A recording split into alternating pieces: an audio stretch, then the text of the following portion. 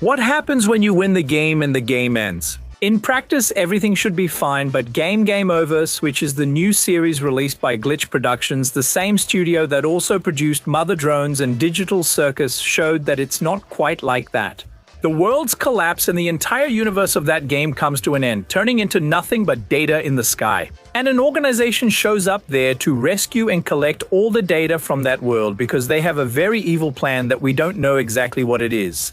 And the heroes can't do anything because if they try to tell the truth about the Gameoverse, the world collapses. You watch this series with me here live, and my friend, I'll tell you that this series has all the potential to be much bigger than any other series that Glitch has managed to release in recent years. Not just because of the 2D aesthetic, which is much more complicated to produce nowadays than 3D, especially since it's more expensive and takes more time, but it's also Glitch's big bet to deliver another hit after Digital Circus. Digital Circus in the tough mission of surpassing that series not in quality, but in numbers, because up until now it's the most successful indie series on the internet. Well, I'm going to talk about it here, so give a shout out, leave a like, and subscribe to the channel because I'm going to talk about Gameoverse now. The biggest question that everyone had was about how this universe actually works. Well, the rules here are exactly like this. Every time the villain ends up being defeated and the hero manages to complete their main mission, which should bring some kind of peace to that world, but the world starts to be destroyed, and this way of destroying the world is something that practically no one could have predicted. Because instead of having peace, actually, that whole world is completely destroyed. We end up seeing here the story of Kitty, who has a magical robotic backpack with unbeatable upgrades, and she manages to defeat her main villain in that world where she lives. And when she does that, that world starts to collapse, being destroyed by everything, and she has no idea how to save herself because it's actually the end of the world she knows. Every video game world pretty much follows a rule, and no one can actually escape from there, and they also can't know about the Gameoverse, you know? Because if they find out that their world is going to be destroyed by telling the exact truth, they end up completely breaking down. The game glitches and the system detects that someone is interfering with the natural order of things, which could cause chaos throughout the universe and basically erase those who are outside that source code. It's impossible to know exactly who created these rules, but it seems like some kind of antivirus or firewall that tries to eliminate everyone who doesn't belong to that same world. This kind of reminds me in a way of that series, actually that movie, Wreck-It Ralph, that you know. Those games where everyone who lives in that game world lives well. But when they go to another world, they end up getting beaten up, and well, if someone dies in another world, it's game over forever. This concept kind of shows up here, even though we know this series was made a long time before Wreck-It Ralph. There was a statement from the creator, right, saying that the Gameoverse series had been in the works for over 10 years and no studio wanted to make it. Actually, the original version is even referenced here. On Gobot's tablet, there's Gobbles' dinosaur. O dinossauro do aprendizado. Here, the original version of what the series was like appears, as well as its original look. Look, I'm not going to put the series here, but you can watch the first 4 original episodes on the creator's original channel, which show the earliest version of this plot. It's really different, okay? But the essence of the story is here. What happens is that Kitty was basically rescued by Alucard, who came straight from Castlevania. I can't say for sure, but it's very similar. And with his strange appearance, he simply rescues her, and now she works on mapping out how each of those worlds works, which would be other worlds from other games with their own rules. This is more of a research thing. That's because games, usually without external interference, can't be finished, so she's not going to stop anything, but the opposite happens. There's also another organization called Syntax, which shows up there with the intention of helping the heroes finish their games, to bring their own world to an end. And here you find a group of villains who basically came out of their other games, and their mission is to cooperate in this project. It's not exactly clear what they want to do or what they can do with this Syntax, but it seems like all of this is a source of energy for a bigger plan. The leader of this Syntax says exactly the following, that this is essential for them to recover everything they lost. And at the same time, I can speculate that they would use this system and this data and the energies left from practically every world to be able to rebuild the world they lost. But where are they going to win? Since, as villains, they were programmed to lose in the end. And they even say exactly that, the Gameoverse, right? It's completely cruel to them. So in this way, they could use everything they're recovering to create a new world where the rules would be exactly as they want. Understand that the heroes here need to find a way to help the villains win, because if the hero from the world they want to save wins, well, he ends up dooming the whole world.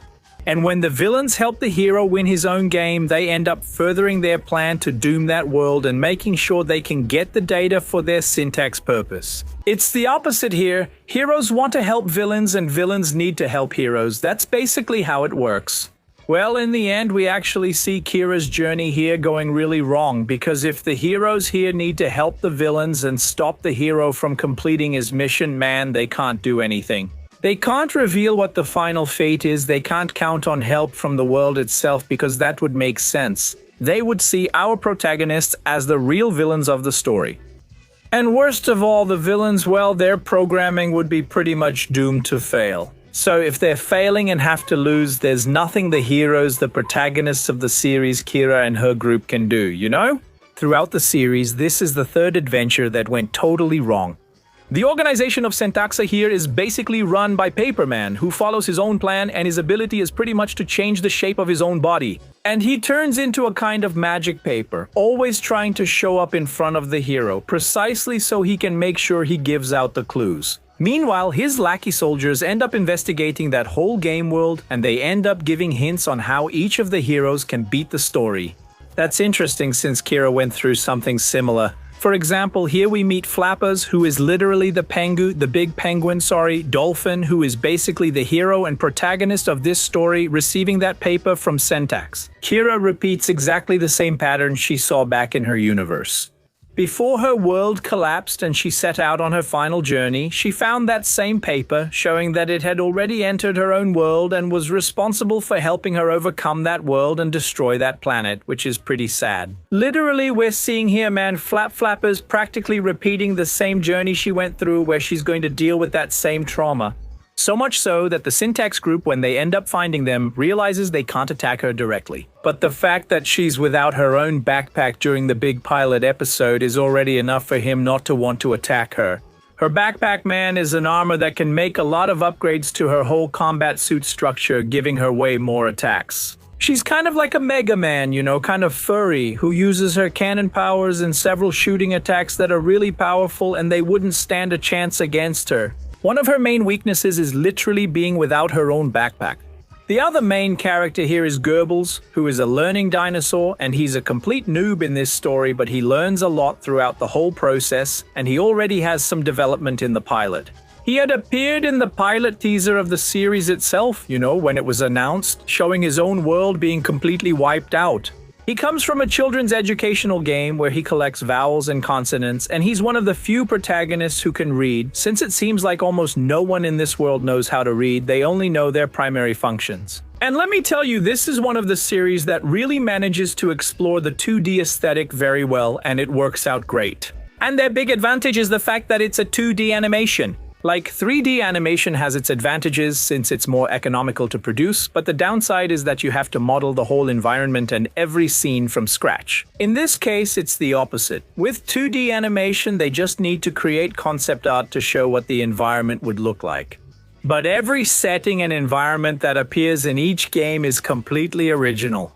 This here shows how this aspect of 2D animation works really well. The animation basically ends with Kitty and her crew recruiting Flappers and seeing their big world being destroyed because of the syntax, becoming a trail of digital data inside the Gameoverse. He is recruited into the crew, and now he's part of the group of protagonists. And basically he'll be there with Kitty and the heroes fighting through each of these journeys. Which is very sad since each of them ends up having pretty limited roles within this story. Kitty, man, is basically a gunslinger warrior, and she can switch between different skins to fit each world. The backpack is kind of an upgrade for her, very much in the Mega Man style, and its main attack is a cannon, which uses a lot of energy and can also be used for propulsion. Gobbles here is basically like the dinosaur Barney from children's educational games. He's not very useful for combat, at least not at the beginning of this series. Flappers is the dolphin that appears here. He's kind of the comic relief and also a bit silly. But his main attack is basically brute force, which gives him a huge advantage in combat situations. And as we saw here in the final fight against Snappers, who's literally the Shark King, he's pretty resistant to this kind of attack, which gives him an advantage. This is going to be a group of heroes that's pretty limited, but there must be others who were recruited by that Alucard who showed up at the beginning of the series. Now in Syntax's group, besides those Lakai and the minions, there are several other villains here who must have come from various other games. The thing is, this bomber, voiced by Guilherme Briggs, is the main and biggest villain and also the leader of this huge ship. You can't really say if he's the leader of the organization, but everything suggests that he is. He looks like he came straight out of something like Castle Crashes or even Friday Night Funkin'. And he doesn't spare all the villains, okay? He ends up recruiting villains from each of the game worlds that he literally ended up wiping out. But if the guys are aggressive or try to challenge him, he doesn't hesitate to wipe out each of them, which is pretty sad, to be honest. But you can see that this series is going to bring a certain rivalry. For example, the Cat Cyclops, who showed up at the end of Kit's world, was also recruited by them. So it's a 2D animated series. We don't know how long it will take for a new episode to come out. The thing is, this series is very strategic. It's that new hit that Glitch wants to launch, so they can go head-to-head with the success that Digital Circus had. I don't think it's the same effect, okay? But you can tell there are certain inspirations from the Circus here. The video game theme and the art, which is much more 2D and ultra colorful. There's an aesthetic here that's similar. It's not exactly the same, but it's similar. There's no big mystery behind it. There are some questions that remain unanswered that we don't know. Like, for example, what is that Arcadia organization which literally recruited her in the end? Is the goal of Syntax really to destroy everything to create another world? And where did each of those villains come from, and who is there from that video game universe? Who would the players be? Because if there's a game, they need to know who is playing. Many people started to believe that, for example, the leader of Syntax would actually be the avatar of some villain being controlled by a player in the real world, which doesn't make sense. But since this is a 2D animation, we have to hope this works out. I really enjoyed it, and I hope there's at least a sequel, or even that the second episode gets confirmed sooner or later so we can find out where this story is going.